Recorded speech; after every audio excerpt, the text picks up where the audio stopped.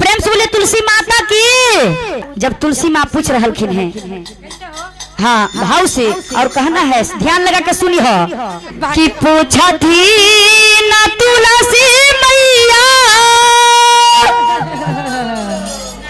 आहे लक्ष्मी जी से बात है कि न कर घरवा जई बहे लक्ष्मी है सांझा साबेरा बाहे कि न कर घरवा जई बहे लक्ष्मी सांझा सबेरा बाहे कि न कर घरवा कहत रे जय हो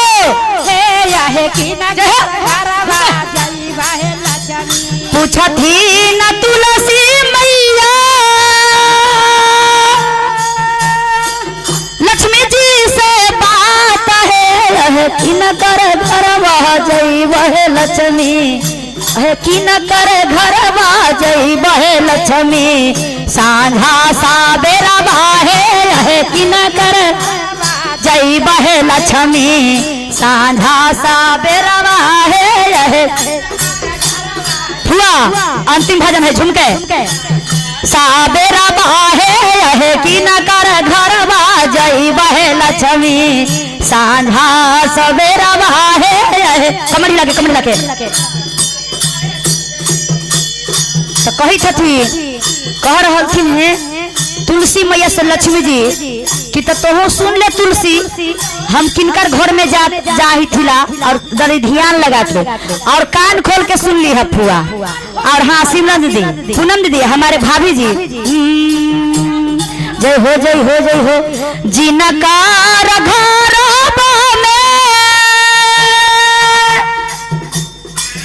आहे पर सुबह समा बढ़ने है उनके घरवा जई बहे तुलसी सांझा साबेरा बाहे जय हो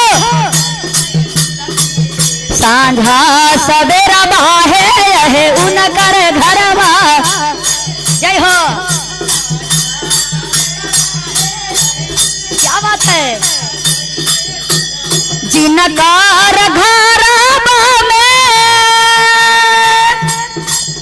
आहे पर सुबह समा बढ़ने है उनकर घरवा बहे तुलसी सांझा साबेरा बाहे उनके घरवा जई बहे तुलसी सांझा सबेरा बाहे।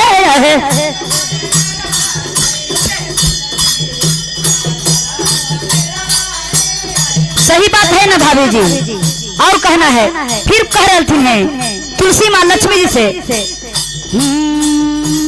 मीठा मीठा भैया सुधीर भैया क्या बात है आप तो बहुत अच्छे नल बजाते हैं। आप नहीं नल बजाते तो हम थोड़ी गा लेते। बहुत अच्छे हैं क्योंकि आप एकदम असली कलाकार ना हो नकली ना हो। ताली बजा के ताली बजाओ तुलसी मैया के लक्ष्मी माता के नाम पर। जिनकार घर आहे परेशान सांझौती है आहे परेशान झौती है आहे उनकर घर बह जई बहे तुलसी उनकर घर बह जई बहे तुलसी सांझा साबेरा है उनकर घर बह जई बहे तुलसी सांझा साबेरा है उनकर घर बह। क्या बात है रजू भाभी जी ताली बजाते हो। और कहे के बा जिनकार घर में देखो पुतोहिया के देखो आजकल के जो पुतोह रहेला दीदी तो वैसने मम्मी कहेला न तो बुढ़िया कहे दे हतबन में बुढ़िया कहे दीदी अजी बुढ़िया। हाँ हम तो माई कहिला हम माई कहनी बेचारी चल गए दुनिया से। हाँ और कहने कि जिनकार घर आहे सासू बहू में मेल है रहे सासू बहू में मेल है आहे उनकर घर वह जई बहे तुलसी उनके घर वह जई बहे तुलसी सांझा सावेरा है उनकर घर वह जई बहे तुलसी सांझा सवेरा है उनकर घरवा जइबे तुलसी। जय हो, वाह वाह हे सुधीर भैया, लगल रहा माई के दरबार में। क्या बात है, ऐसा ही बनैले रहिया, बन रही, क्या बात है। जय हो। और चलो आप भारी किनकर आ गए तनी दोनों गोतनी में। पूनम दीदी तनी नकली गोतनी बन जाओ ना, थोड़ा सा उठ के, थोड़ा सा नकली, असली ना नकली। हाँ हाँ दरी दोनों गोतनी में, बड़की मंझली छोटकी में रहे। हाँ इस साइड में आज जब झूम के दोनों कैसे एकदम कमर हिला के जय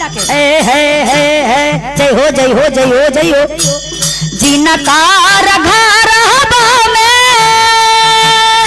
देखो गोतनी गोतनी में मेल है, गोतनी में मेल है, उनकर घरवा जइबे हे तुलसी। सांझ सवेरा बाहे रहे, उनकर घरवा जइबे हे तुलसी। सांझ सवेरा बाहे रहे, उनकर घरवा जइबे हे तुलसी। सांझ सवेरा बाहे। क्या बात है, मिलके गोतनी से कभी ना झगड़ी है, मिल के रही है, मिल के रही है, मिल के रहबा तो दिल में रहबा। कहता रे भैया हो, अब किनकर बारी आ गई। देखो भाई एक भाई दूसरे के दम देखल ना चाहत, वैसने वैसने भाई और भाभी, ननद भाभी, हमार तो भाभी सब ठीक है, भाभियों के बारी आई।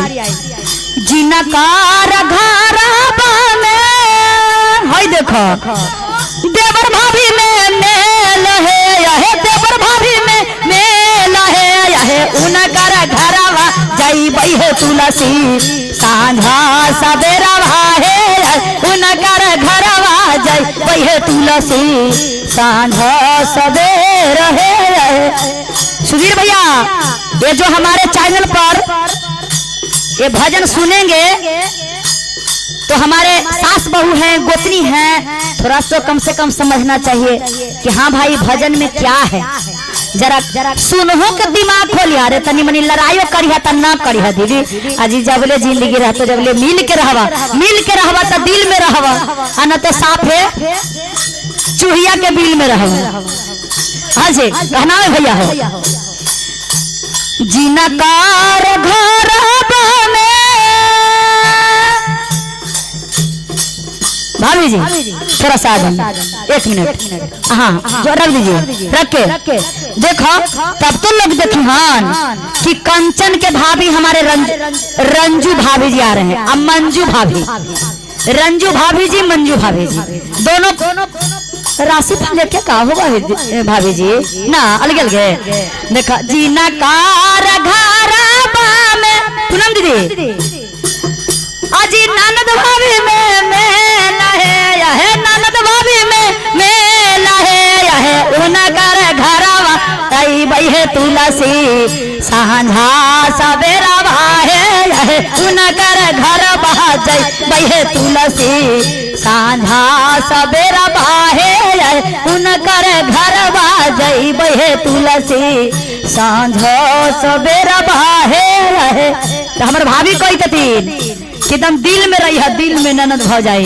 हमार 3 गो भ जाई है भाभी जी, सब भाभी के हम कही कि जरा ननद से मिल के रही है तो दिल में रहवा। और कहना है अब देखा बारी आ गेले हमार सब गुरु बहना के, गुरु भाई के। सिमरन दीदी मिल के रहे के ना। जीना कार घर में हाय हाय हाय हाय, जय हो जय हो जय हो।